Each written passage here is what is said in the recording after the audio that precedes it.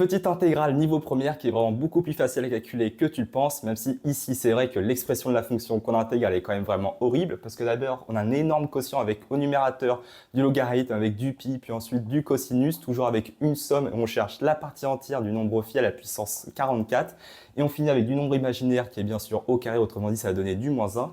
Et en dessous, au dénominateur, on va avoir toujours une énorme racine carrée avec du sinus, de l'exponentielle et aussi de la valeur absolue.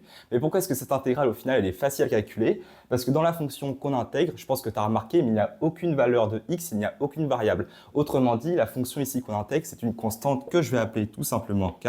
Et il faut savoir que la primitive d'une fonction k, ou en tout cas une primitive plutôt, ça va être tout simplement k de x que je vais écrire juste ici. Et ça paraît assez logique puisque si je dérive ça, eh bien, je vais bien retrouver sur mon facteur k tout simplement. Et donc au final, maintenant, je vais évaluer la primitive de la fonction entre les bornes de l'intégrale, c'est-à-dire 0 et 1. Donc je réécris ça juste ici, on va faire k de x entre 0 et 1.